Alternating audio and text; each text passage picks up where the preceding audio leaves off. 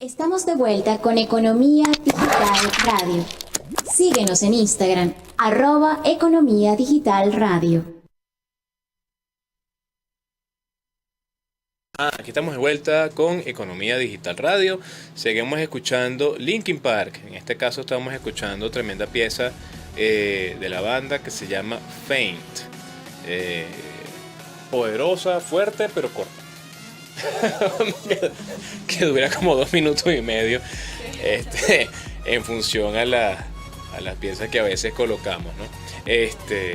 Pero no, sí, genial. Entonces estábamos escuchando Linkin Park, Faint, tremenda pieza, ¿no? Y bueno, fíjense, continuamos con nuestro tema del día, recordando el preámbulo que habíamos hecho antes de hablar de esto, siempre en el buen ánimo y generando contenido y comentarios. A grosso modo, al final de cuentas, lo importante es que cada quien descargue los documentos, los revise, los interprete, los verifique. Es muy importante crear discusión alrededor de esto, bueno, y llegar a puntos de vista bien tangibles, ¿no? Sobre cómo estos 3 instrumentos que están ya en la calle, decretos y 2 providencias, van a tener su efecto, positivo o no, dentro de lo que es el desarrollo del ecosistema, recordando que la blockchain y las criptomonedas, su espíritu libre, hace que quienes forman parte de los ecosistemas en la tesis original generen una gobernanza y una actividad de autorregulación fundamentada por el trabajo de los mineros, los incentivos y todo lo demás que ya conocemos. Sin embargo, ante la creación y migración de esta tecnología a diferentes actividades financieras, económicas, políticas, evidentemente las normas tienen que comenzar a revisar qué está pasando ahí y ajustarse, ¿no? Entonces es importante ver el hecho de que la normativa legal vigente en los países, entendiendo que esto es algo muy pero muy nuevo, tendría que ser más, para ver qué es esto. Vamos a crear un espacio para su desarrollo, vamos a estudiarlo, vamos a entenderlo, vamos junto con las universidades a ver, y la gente que está investigando estas cosas a profundidad, en lo económico, lo político, lo social, lo fiscal, lo contable, qué podemos hacer y cuál puede ser la mejor salida para entender esto, ¿no? Entonces, siempre la recomendación es que no se queden solo con lo que les estamos comentando por acá, sino que siempre vayan un poco más allá, ¿no?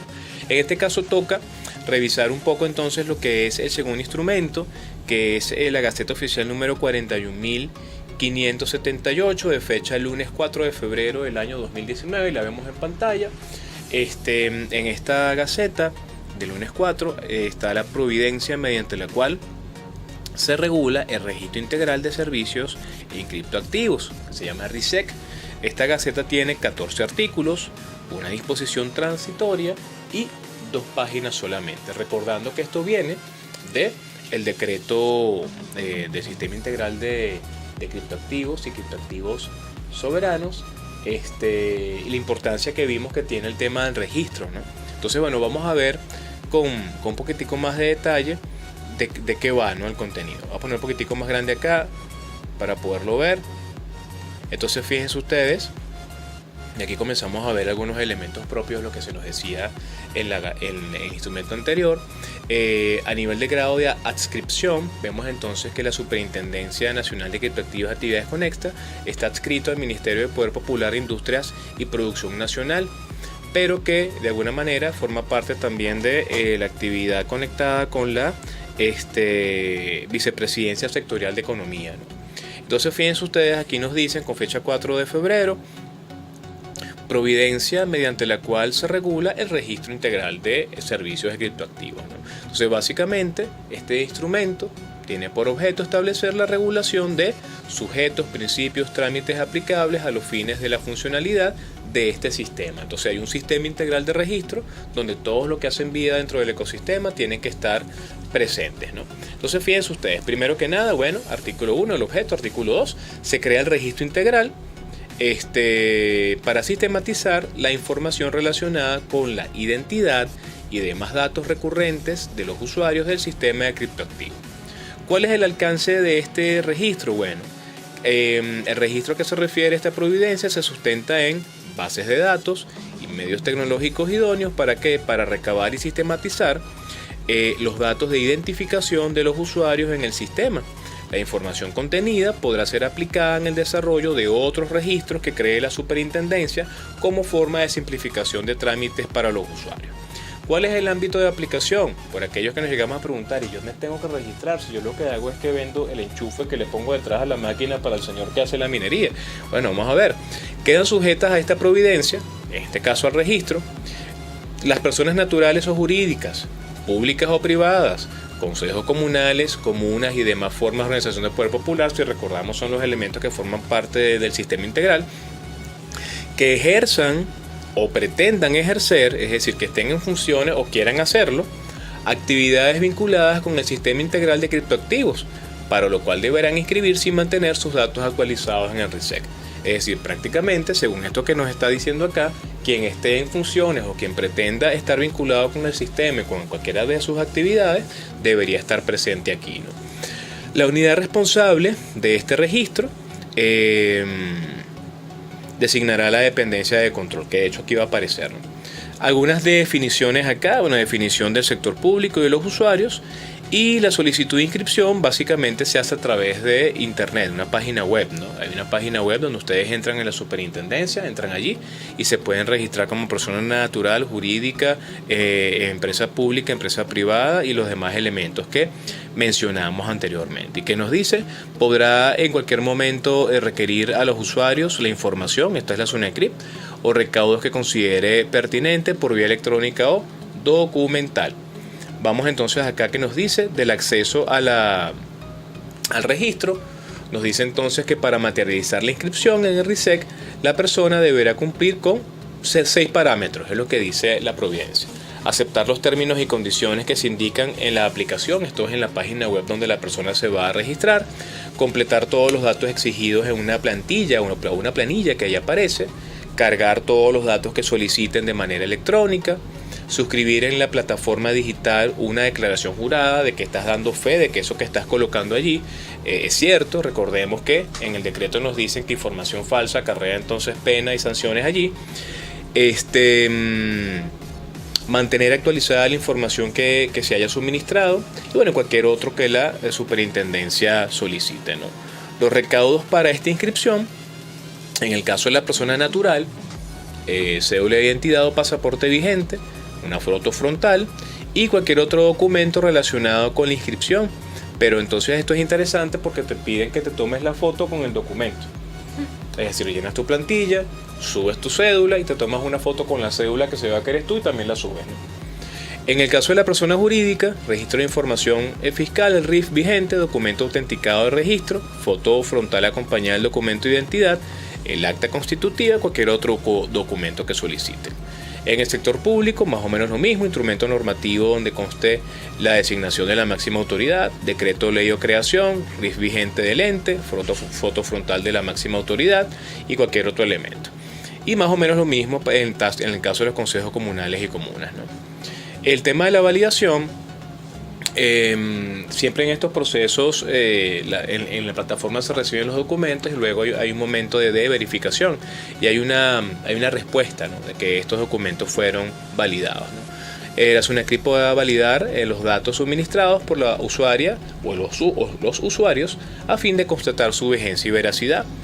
De la asignación de este registro, una vez verificados los datos, se emitirá digitalmente un número a la plataforma correspondiente y que será luego enviado por correo a la persona que se haya registrado, ¿no? Cuando existen indicios de información o documentación falsa de la persona que se registró, habrá que ver cuáles son esos indicios con detalle. Como parte del proceso, esta persona será sancionada de conformidad con lo dispuesto en el decreto anterior, ¿no? Recuerden lo que leímos de la información falsa, ¿no? La data tiene que actualizarse, se le pide a las personas que si se genera algún cambio, cambios desde el punto de vista de, un nuevo RIF, cambió la empresa, cambió la máxima autoridad de un ente público, cambiaron quienes conforman los consejos comunales, la persona de repente se le venció la cédula, ese tipo de elementos se pide entonces que se esté actualizando, ¿no? Inspección y supervisión. SUNAPCRIP va a gozar entonces de las más amplias facultades, esto lo dice el artículo 4, de inspección y supervisión a las personas objeto de esta providencia. Es decir que en definitiva la superintendencia, a través de la información que está ahí, se nos está diciendo aquí en este artículo 14 que bueno, pues tendrá las más amplias facultades, entre comillas, para validar todo esto que está ahí, ¿no? Bueno, imagínense ustedes, los datos tienen que actualizarse y esto es lo que nos dice grosso modo la providencia, ¿no? Recordemos que uno de los elementos fundamentales del ecosistema de las criptomonedas es la privacidad, ¿no?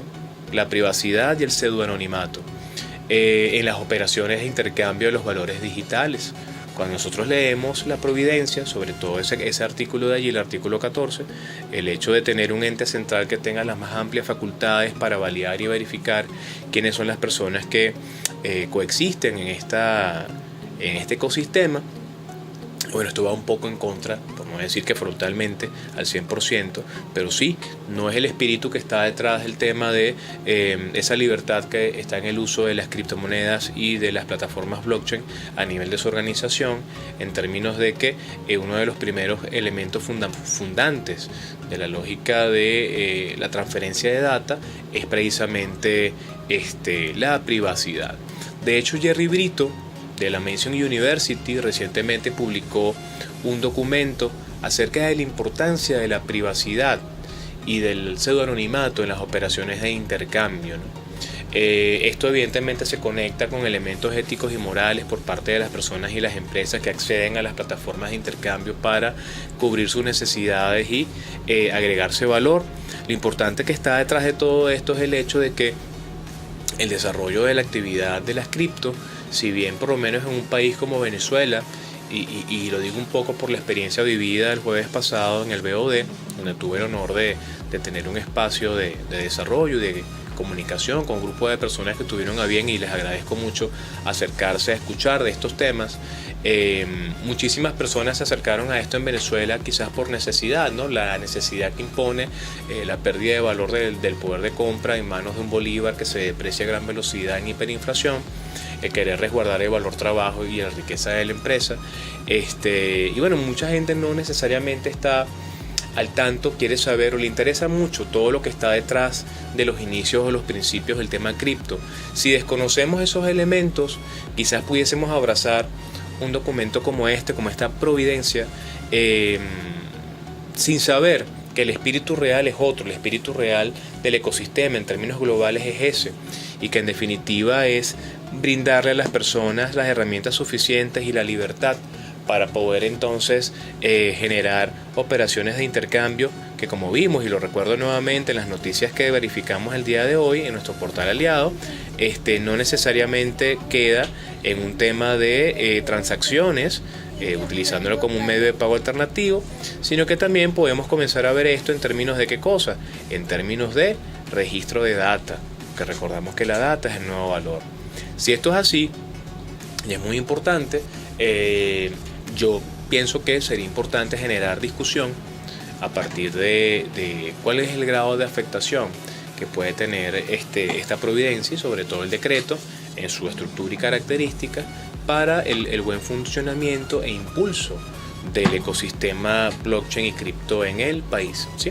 Entonces, bueno, vamos a hacer otra pausa y ya venimos con más de Economía Digital Radio en momentos en los que Rosaura se está sentando a almorzar, porque pues ya son ya es la 1, ¿verdad? Ya es hora de comer, ¿verdad, Rosaura? ¿Sí?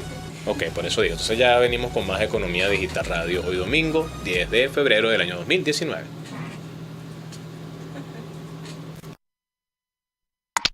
Ya regresamos. Síguenos en Instagram, @Economía Digital Radio.